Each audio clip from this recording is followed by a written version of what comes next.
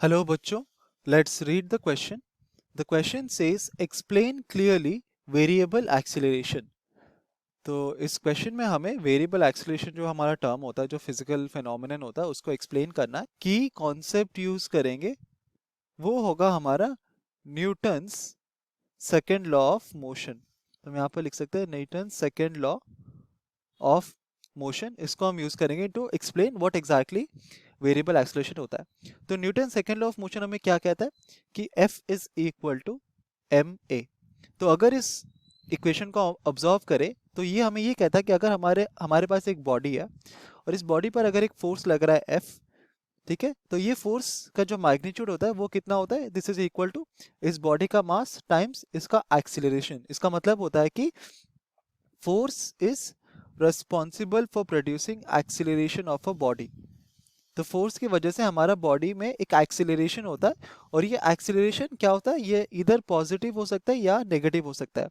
Positive acceleration मतलब हमारा body का जो स्पीड है वो बढ़ रहा है और नेगेटिव एक्सीलरेशन मतलब स्पीड डिक्रीज कर रहा है। तो एक्सीलरेशन जो होता है ना वो होता है dv by dt।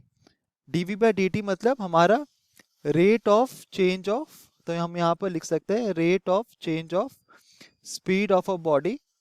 Rate of change मतलब हमारा जो स्पीड किस तरह से टाइम के ऊपर एक पर्टिकुलर इंटरवल ऑफ टाइम में चेंज कर रहा है उसको हम कहते हैं rate of change of speed, और इसको हम डिफाइन करते हैं एज एक्सीलरेशन। तो बेसिकली एक्सीलरेशन अगर हम बॉडी कह रहा है, अगर हम कहते हैं कि हमारा बॉडी एक्सीलरेट कर रहा है, इसका मतलब हम ये कह सकते हैं कि हमारा बॉडी का जो वेलोसिटी है, वेलोसिटी क्या होता है, इसका क्या होता है, ये एक वेक्टर क्वांटिटी होता है, तो इसका एक मैग्नीट्यूड होता है और इसका खुद का एक डायरेक्शन भी होता है। तो जो हमारा बॉडी का वेलोसिटी है वो किस तरह से चेंज कर रहा है over a period of time, उसको हम कहते हैं एक्सीलरेशन। और एक्सीलरेशन हमें पता है कि दो टाइप से होता है, एक होता है यूनिफॉर्म एक्सीलरेशन और एक होता है नॉन यूनिफॉर्म एक्सीलरेशन। तो हम यहाँ पे लिख सकते हैं एक्सीलरेशन जो होता है हमारा वो दो टाइप का होता है, एक होता है यूनिफॉर्म एक्सीलरेशन और एक होता है नॉन यूनिफॉर्म एक्सीलरेशन, जिसको हम कहते हैं variable acceleration. Non uniform acceleration को हम वेरिएबल एक्सीलरेशन भी कहते हैं। तो हम देखते हैं कि ये दोनों टाइप ऑफ एक्सीलरेशन एक्चुअली होते क्या है। तो पहले हम डिस्कस करेंगे यूनिफॉर्म एक्सीलरेशन के बारे में। तो क्योंकि हमें पता है कि acceleration is equal to rate of change of velocity, तो अगर हम कहते हैं कि हमारा जो एक्सीलरेशन ऑफ अ बॉडी है वो यूनिफॉर्म है, इसका मतलब ये होता है कि हमारा रेट एट विच, तो हम यहाँ पे लिख सकते हैं rate at which the velocity of the body changes over a period of time, वो हमारा कांस्टेंट होता है। तो यहाँ पर हम लिख सकते हैं ये हमारा कांस्टेंट वैल्यू होता है। इसका मतलब होता है कि यूनिफॉर्म एक्सीलरेशन में the value of acceleration is a constant k। इसका मतलब क्या होता है कि हमारा जिस रेट से वेलोसिटी चेंज हो रहा है over a equal interval of time, तो हम यहाँ पे लिख सकते हैं कि इक्वल इंटरवल ऑफ टाइम वो हमारा सेम रहता है। इसका मतलब क्या होता है कि अगर हमारा एक बॉडी है at time t is equal to 0 seconds, अगर इसका स्पीड है 2 metre per second, then at time t is equal to 2 seconds अगर इसका स्पीड है 4 metre per second, then at time t is equal to 6 seconds, sorry 4 seconds अगर इसका velocity हम है 6 मीटर पर सेकेंड। तो अगर हम इन तीनों रीडिंग्स को देखेंगे तो हम देखते हैं कि हमारा डेल्टा टी का जो वैल्यू है वो है हमेशा 2 सेकेंड्स।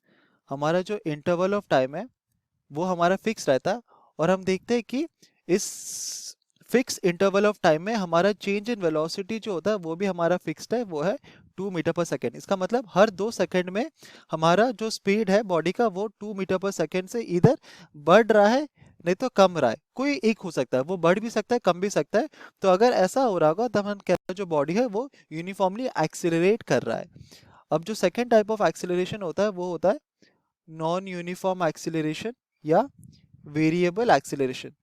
तो ये बाय डेफिनेशन की बाय टर्म हम ये बता सकते हैं कि अगर a is equal to del v by del t, तो अगर हमारा बॉडी का जो वेलोसिटी है वो अगर अनइक्वल वैल्यू से चेंज हो रहा है, अनइक्वल वैल्यू से चेंज हो रहा है over a equal interval of time. तो जब हम कहते हैं कि अनइक्वल वैल्यूज से चेंज हो रहा है, तो ये वैल्यू इधर इसका मैग्नीट्यूड हो सकता है या इसका डायरेक्शन भी हो सकता है। इट्स नॉट लाइक कि सिर्फ मैग्नीट्यूड से चेंज हो सकता है, अगर वो डायरेक्शन से भी चेंज हो रहा है देन उसको भी हम कंसीडर करते हैं। तो नॉन यूनिफॉर्म या वेरिएबल एक्सेलरेशन उस टाइप का मोशन होता है जिसमें बॉडी का जो rate of change of velocity होता है वो अनइक्वल वैल्यू से चेंज करता है over equal period of time. For example, अगर at time t is equal to 0 seconds, अगर हमारा velocity of the body is 2 metre per second and at time t is equal to 2 seconds, हमारा velocity अगर है 5 metre per second, then at time t is equal to 4 seconds हम देखते हैं velocity is equal to 8 metre per second. तो हम देखते हैं कि हमारा जो चेंज इन टाइम है वो कांस्टेंट रह रहा है 2 सेकेंड्स, बट वेलोसिटी का जो चेंज है over this interval of time ये अनइक्वल रहता है। तो इस टाइप ऑफ मोशन को हम कहते हैं variable acceleration of the body. Hope you understood it well. Best of luck.